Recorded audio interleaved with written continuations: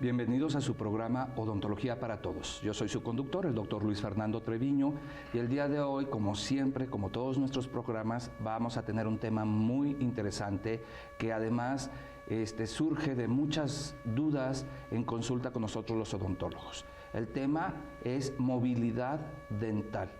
Y para esto obviamente tenemos que un experto, un especialista en lo que son los tejidos de soporte. Los tejidos de soporte obviamente atañen o corresponden al especialista en periodoncia e implantes dentales, y quiero presentarles en este caso a nuestro invitado, el doctor Raúl Arturo Castro Reyes. Bienvenido, doctor. Hola, ¿qué tal? Muchas gracias por esta nueva invitación, doctor. Para precisamente, como dices, comentar, hablar y tratar de explicar un poquito al público en general, al público en general y de interés, quien tenga interés en este tema, sobre algo tan común que es la movilidad dental.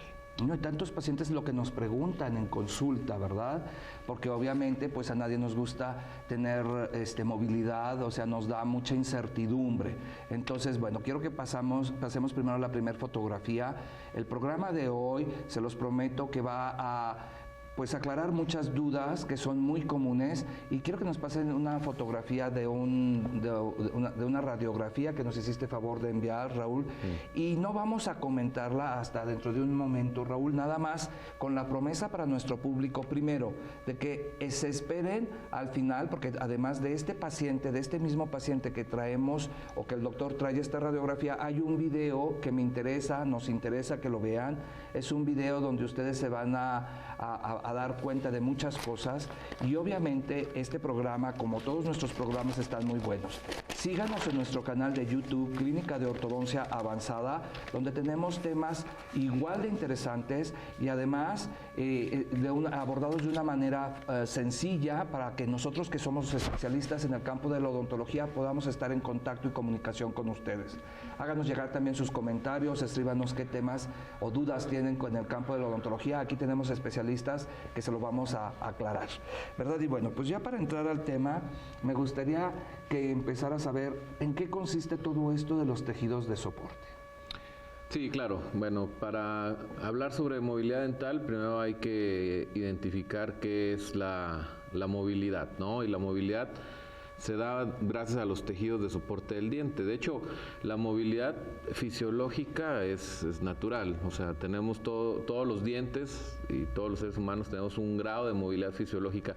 Nada más que este grado de movilidad es microscópico, doctor. Sí, o sea, tenemos un grado de movilidad que clínicamente y sensiblemente el paciente no lo puede percibir. Es microscópico, y este movimiento permite la función de la masticación. Estamos hablando en rangos de un movimiento normal en micras, 100 a 50 micras, lo que vendría siendo una décima de milímetro. ¿Sí? Esto es imperceptible tanto por el clínico a veces como por el paciente. El paciente no tiene la sensibilidad. Y aquí precisamente tenemos esta imagen donde quise ilustrar algo que debería ser de conocimiento para la mayoría de los dentistas, y que quiero difundir con la gente en general, que son los tejidos de soporte o el periodonto, ¿no? El periodonto sano. Linde, en su libro, tan famoso libro para todos los que estudiamos odontología, ilustra, y es la primera ilustración que tiene este libro, de una manera muy clara, qué es lo que soporta a los dientes en los maxilares. Desde la raíz hasta el ligamento periodontal y el hueso alveolar, cubierto por la encía. Lo que nosotros podemos ver al examinar a un paciente es la anatomía macroscópica, que es la encía, ¿no? Las papilas interdentales, o la encía que hay entre diente y diente, la encía insertada en la encía marginal, pero lo que se ve histológicamente es lo que permite la movilidad fisiológica de los dientes durante la masticación. Tenemos aquí la ilustración donde unas pequeñas fibras unen a la raíz del diente con el hueso alveolar. A esto nosotros lo conocemos como el ligamento periodontal. Son fibras de tejido conectivo denso, que son o cumplen la función de un amortiguamiento sobre el hueso. Sin estas fibras, prácticamente la función masticatoria no sé cómo sería. realmente y qué permite... bueno que lo aclaras. Perdón, Raúl, porque te voy a decir una cosa. Mucha gente que nos ve del público, pues cree que a lo mejor los dientes están insertados directo en hueso y no hay de por medio este ligamento, este ligamento Sí. de fibras. Y entonces, pues qué bueno que aclaras esto del amortiguamiento, que es el que absorbe el golpe de la masticación, ¿verdad? Sí, exactamente. Esto, hay varias teorías de cómo funciona el ligamento periodontal, pero prácticamente y en términos generales, pues es un colchoncito, digamos, es un amortiguamiento que tienen todas las raíces de los dientes para recibir el impacto de la masticación. Entonces, explicado esto, podemos determinar, hay que aclarar que todos los dientes tienen un grado de movilidad fisiológica normal, pero es ligero, muy ligero y imperceptible. microscópico. ¿Sí? Estamos hablando de 50 micras a 100 micras, esto es microscópico, ¿no? ¿Qué sucede cuando el paciente tiene movilidad o percibe la movilidad? Estamos hablando ya de una movilidad anormal o patológica. ¿Sí? ¿Cuándo es la movilidad anormal o patológica? Hay grados de movilidad anormal que, según este mismo autor, el doctor Linde, clasifica ya en milímetros, ¿no? Ya cuando tenemos un movimiento que se puede observar, que podemos medir clínicamente y que el paciente percibe, se hizo una clasificación en grados del 1 al 3 y, digamos, el primer grado es una movilidad donde ya está fuera del rango normal de estas micras que acabamos de mencionar, pero no excede 1 milímetro en sentido horizontal, ¿sí? O diríamos nosotros en términos técnicos de vestibular a lingual, pero pues en términos generales, De adelante hacia, sí, hacia un atrás. movimiento horizontal, exactamente. Esto no excede 1 milímetro, esta es la movilidad grado 1. Vamos perdón que te interrumpa, vamos a pedirle a Javier a ver si nos puede pasar algunas fotografías de radiografías que habías traído, que es Exacto. precisamente, este es un lateral, ¿verdad? Que tiene un tratamiento de endodoncia. Y yo quisiera saber aquí cómo sospecharías de la movilidad. Bueno, yo sí sé, pero quiero que le expliques más bien al público. Claro. Siguiendo con los grados de movilidad, el grado 2, como presenta este caso, está entre un grado 2 y 3. En el grado 2 de movilidad tenemos más de 1 milímetro en sentido horizontal, ¿sí? Y el grado 3, aparte de exceder este grado, esta movilidad en 1 milímetro horizontal, también hay movilidad en sentido vertical, o como en términos técnicos llamaríamos ápico coronal. El diente también se extruye y se intruye. Sí, esto Entonces, ya sí, define... de arriba abajo. Sí, ya define el grado de movilidad 3, ¿no? En este paciente, por ejemplo, es una radiografía... Bueno, Raúl, perdón. Y no nos has dicho cuál es la clasificación, cuántos tipos de movilidad hay. Estamos hablando de movilidad 3, 2, pero ¿cuántos hay? O te referirás La a qué factores. clasificación. No, a la clasificación. Bueno, la clasificación es del 1 al 3, esos son los grados Ok. pero los La factores... patológica. Ajá, exactamente. Los factores patológicos que pueden causar la movilidad tenemos más de 6, aunque generalmente nos concentramos en 2. La pérdida periodontal, como en este caso, o la pérdida de tejidos periodontales, como en este caso, el apretamiento o rechinamiento de los dientes, el bruxismo. A ver si nos pasa la siguiente fotografía. También es una radiografía que es obviamente de un De molar, molares, una pieza, ajá. un órgano posterior. Sí, exactamente. Ajá. Y bueno, dentro de la pérdida de tejidos periodontales tiene que ver la forma de las raíces, la configuración de las raíces, el grosor de las raíces. Precisamente podemos ver estos dientes, estas molares, que tienen una severa pérdida periodontal, pero sus raíces tienen otra forma u otra distribución, bifurcación. Estos dientes no presentan movilidad, sin embargo, hay una severa pérdida, hablando del factor 1, ¿no? En factores que causan la movilidad.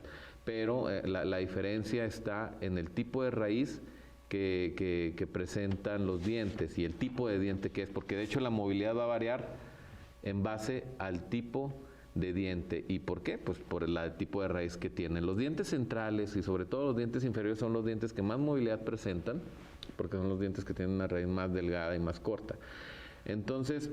Y además es una sola raíz. Es una sola raíz. Cuando son multirradiculares, como en este caso las molares, te juro, estas molares no presentan movilidad. No presentan movilidad y tienen una pérdida ósea y una pérdida de inserción o una enfermedad periodontal, que es a lo que nos referimos como el factor principal de movilidad, pues bastante severo. Entonces, dentro de los factores están, claro, la periodontitis, el rechinamiento o trauma oclusal, que causa trauma oclusal, y otros factores relacionados a inflamación de la encía e inclusive, pues si un paciente ha tenido algún quiste o tumor. Bueno, estamos platicando con el doctor Raúl Arturo Castro Reyes, quien es especialista en periodoncia e implantología oral, acerca de la movilidad dental. Nos explicó los factores que exacerban, que son 6 factores, y de estos 6 factores que exacerban, pues bueno, ahorita me estaba comentando en el corte que a él le hubiera gustado mostrar las fotografías de estas radiografías juntas. Entonces le vamos a pedir a nuestro máster, a Javier, que muestre las fotos para hacer un comparativo, ¿verdad, Raúl? Claro. Sí, es que es importante dentro de los factores por pérdida de inserción o por periodontitis. ¿Por qué algunos dientes tienen mayor grado de movilidad? Bueno, pues por la forma y configuración de sus raíces, ¿no? Si tienes una raíz como en este caso, que es corta, que es cónica, pues este diente tiene menos posibilidades o tiene una forma de menos anclaje dentro del hueso. Claro, si tienes un diente, una molar multiradicular o con 2 raíces al menos, y estas raíces están bastante bifurcadas, pues tienen más anclaje, tienen más cimiento dentro del hueso. Aparte de que este hueso pues es un tipo de hueso más denso. Es decir, el grado de pérdida ósea no solamente determina el grado de movilidad, sino también la longitud y forma de las raíces, si son uni o multirradiculares, y la proporción corona-raíz. Sí, esto es la dimensión que va a estar dentro de hueso de la raíz y comparado con la dimensión del diente, ¿no? Hablando sobre otros factores que tienen que ver con la movilidad o que aumentan la movilidad, pues hay otros también interesantes, como por ejemplo la cirugía periodontal, ¿no? O sea, cuando nosotros hacemos un procedimiento quirúrgico, periodontal, regenerativo o resectivo sobre un paciente, se aumenta la movilidad, ¿no? Entonces hay pacientes así que si no les explicamos esto es por un tiempo corto, el tiempo en el que va a tardar en cicatrizar. Temporal o provisional. Exactamente, pero a veces llega a ser muy severa esa movilidad. O sea, el paciente llega con un grado de movilidad grado 2 y luego durante esos 15 días de cicatrización la movilidad aumenta a un grado 3, bárbaro, ¿no? Entonces el paciente tiene que Oye, con respecto a esta movilidad 3, fíjate que hay una teoría, una creencia de que casi todas las movilidades 3 terminan prácticamente en exodoncia, o sea, que el diente se pierda. Entonces, yo quiero saber, obviamente, tienes que eliminar el factor causal para que disminuya esa... Y quiero que aclares este punto. Sí. ¿Puede llegar a suceder? Sí, bueno, claro que un grado 3 ya es un grado muy severo de movilidad. De hecho, desde el grado 2 ya entran a formar parte de un grupo de factores de pronóstico y desde el grado 2 ya es determinante de extracción o cuestionable extracción. Ya un grado 3 es un grado muy avanzado de movilidad que muy pocas veces se puede revertir con un tratamiento periodontal. Entonces, ¿qué sucede con la movilidad? Si la movilidad puede ser un factor de pronóstico, pero no es aislado. La importancia de este programa también es definir que la movilidad no es una enfermedad, como mucha gente piensa o como tradicionalmente se iba a pensar, ni es un factor de pronóstico que debemos usar los dentistas como único o aislado, ¿no? O sea, hay varios factores de pronóstico, pero sí, bueno, un grado de movilidad, grado 3, pues sí, ya a veces es muy irreversible. ¿Y de qué manera puede ser reversible la movilidad? De hecho, es uno de los factores o parámetros de diagnóstico que medimos y que intentamos reducir durante el tratamiento periodontal. Perdón que te interrumpa, Raúl. Aquí me gustaría que nos pasaran un video que nos hiciste favor de enviar. Es un video muy breve, muy interesante, que se los prometimos al inicio del programa. Javier, ¿nos puedes poner el...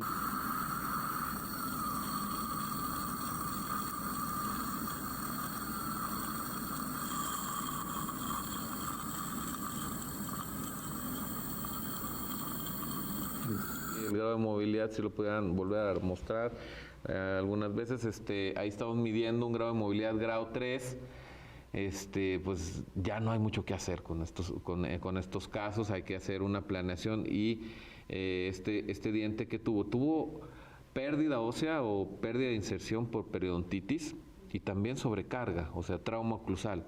Cuando todos los factores se aumentan, otro factor que es importante mencionar es los cambios hormonales.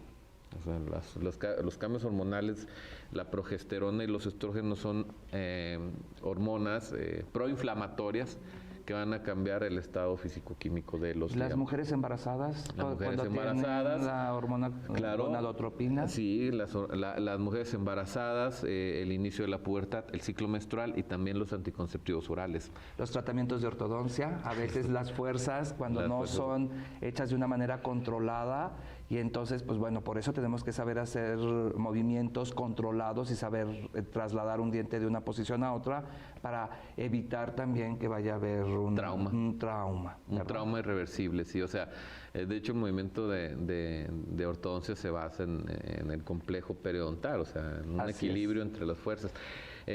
Pero bueno, retomando un poquito lo que a donde quería dirigir un poquito la plática es sobre este parámetro como algo determinante y que muchas veces los pacientes llegan a percibir por sí mismos y a tomar por sí mismos medidas, ¿no?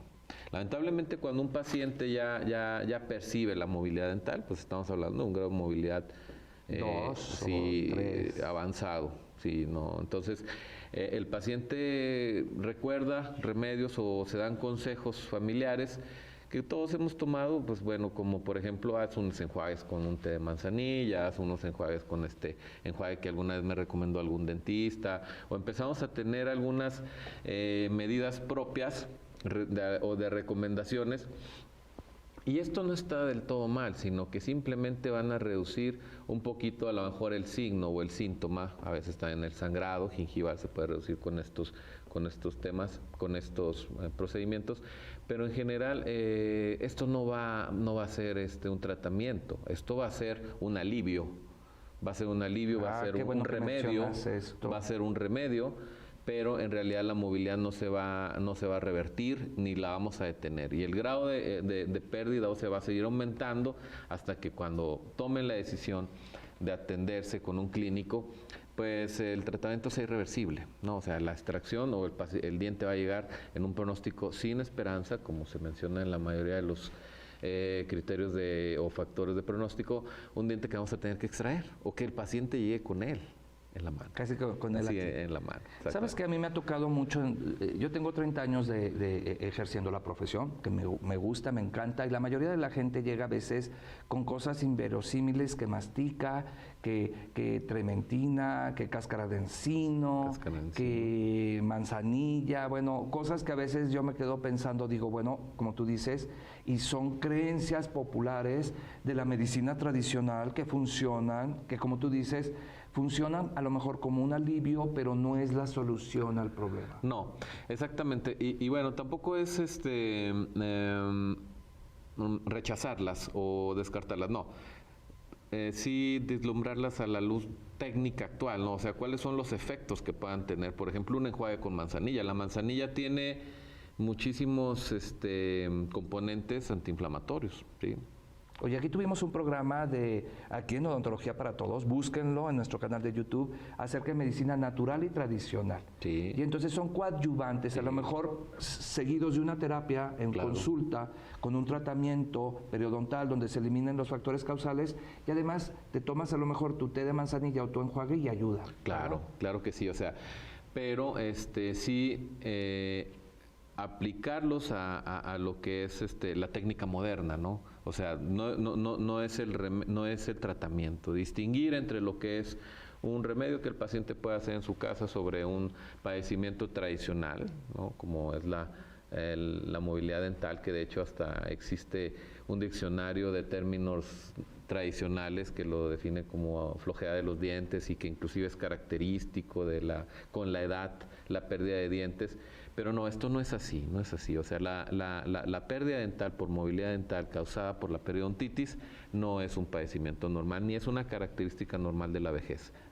Es producto, la movilidad, de una enfermedad que se llama periodontitis. Y la movilidad es un parámetro clínico. Es uno de los síntomas. Es uno de los signos que medimos los clínicos para poder determinar si ha habido avances o progresos a lo mejor en un tratamiento periodontal. Esto es muy importante aclarar. La movilidad dental no es en sí la enfermedad, es el signo de la enfermedad.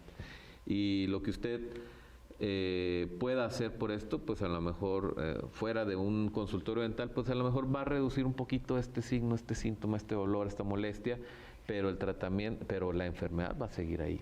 Lo primero es hay que eliminar lo que lo está causando. Exactamente. Pues mira, desgraciadamente este programa se nos acaba. Me gustó mucho que el tema es breve, es sencillo, es muy entendible para todos ustedes. Y obviamente hay otros signos como la litosis, hay otros signos como obviamente cuando hay la recesión gingival, otros signos que podemos invitar al doctor para que nos explique uno a uno, paso a paso, cuáles son las enfermedades periodontales, los signos, síntomas, el diagnóstico y el pronóstico. No se nos pierdan, los invitamos a ver nuestros programas y muchas gracias, doctor. No, gracias Castro a ti. Reyes, por venir aquí con nosotros. Muchas gracias a ustedes, ya TV UGED. Claro que sí. Los esperamos en la próxima emisión de Odontología para Todos.